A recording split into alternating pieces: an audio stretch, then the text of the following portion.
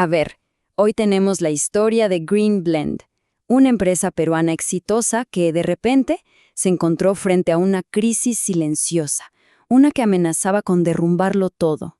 Y es que esta historia nos enseña algo clave, que los problemas más grandes de una compañía, bueno, muchas veces no se ven en los balances, sino en los pasillos, en la gente.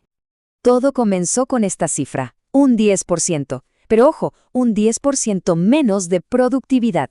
Para una empresa que venía creciendo, esto no era una simple mala racha. No, era la primera señal de alerta, la primera grieta visible en una estructura que, por dentro, ya se estaba rompiendo.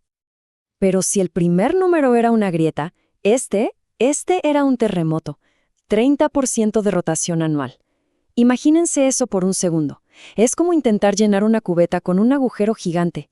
El talento, la experiencia, el ánimo, todo se estaba escapando tan rápido como llegaba. Imposible así.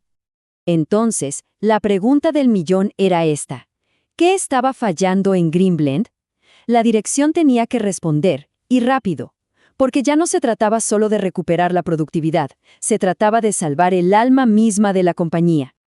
Para entender bien por qué estos números eran tan graves, primero tenemos que saber quién era Green Blend, porque claro, las cifras por sí solas no cuentan toda la historia.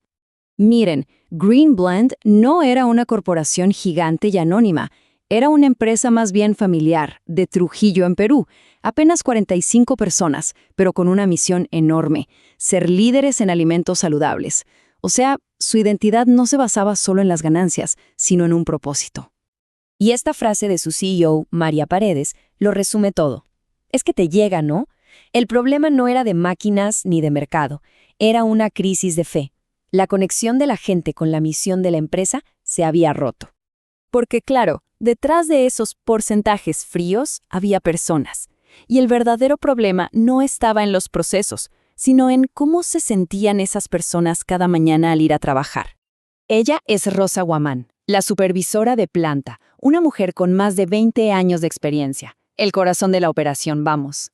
Y sin embargo, su evaluación de desempeño decía que cumplía, pero no innovaba. Una etiqueta que ignoraba por completo que sin ella, sin sus manos, la planta simplemente no funcionaría. Y aquí está la raíz de todo. El sistema de evaluación era, pues, arcaico. Premiaba la antigüedad por encima de la habilidad, la retroalimentación era de arriba para abajo y punto. Y la motivación, casi nula. El resultado era inevitable. Gente valiosísima como Rosa se sentía invisible. Ante esta crisis, la empresa tomó una decisión valiente. En lugar de poner parches, buscaron una transformación de raíz, una impulsada por Diego Ríos, el nuevo jefe de recursos humanos. La estrategia era simple, pero a la vez radical. Se basaba en 3 pilares. Primero, contratar gente que sintiera la camiseta, no solo que tuviera un buen currículum. Segundo, evaluar con justicia, midiendo el aporte real y abriendo el diálogo. Y tercero, la joya de la corona, conectar la sabiduría de los veteranos, como Rosa, con la energía de los que recién llegaban. Y con el respaldo total de la CEO, el plan se puso en marcha. Esto no era solo una directiva de recursos humanos, era una declaración de principios desde la cabeza. Vamos a crecer, sí, pero sin perder lo que nos hace especiales. Ahora, lo más interesante de todo es cómo lograron esa conexión entre generaciones. No fue solo una idea bonita en un papel, no, fue un programa bien estructurado. Crearon el rol de mentor Green Blend. De repente, la experiencia de personas como Rosa no solo se reconoció, sino que se convirtió en un cargo oficial. Su sabiduría pasó de ser un tesoro escondido a ser el pilar para formar a los nuevos talentos. ¡Qué cambio! Y aquí vemos el programa en acción. Rosa, ahora como mentora, no solo le enseña a Lucía, una ingeniera nueva, los procesos técnicos. Le está pasando el porqué de las cosas, el propósito central de Green Blend. Le está enseñando la cultura. Y la respuesta de Lucía lo dice todo. Esta conexión humana, esta sabiduría práctica, valía mucho más que cualquier manual de inducción. Se estaba creando un lazo de respeto que el viejo sistema había hecho imposible. A ver, la estrategia sonaba muy bien en papel, pero la pregunta del millón era, ¿Funcionaría en la vida real? Veamos los resultados después de solo 6 meses. Y prepárense porque son de verdad asombrosos.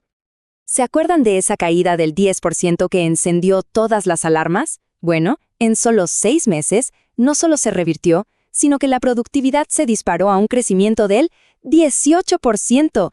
Es un giro de casi 30 puntos porcentuales. La lección: un equipo feliz no solo trabaja, vuela. Y la fuga de talento se detuvo en seco. La rotación de personal cayó en picada, de ese alarmante 30% a un manejable 10%. La gente ya no se quería ir, habían encontrado un lugar donde se sentían valorados, donde veían un futuro.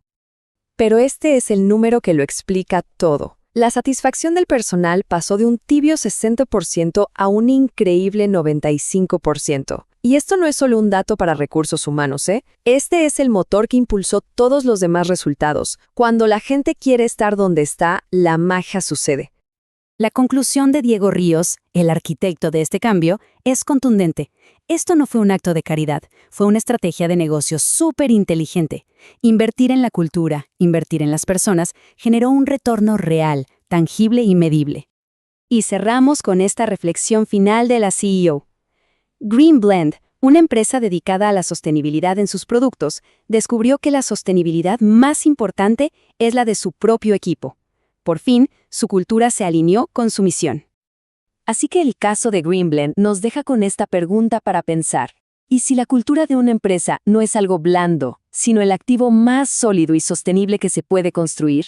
La historia de Green Blend demuestra que el verdadero crecimiento no se mide solo en números, sino en el compromiso de su gente.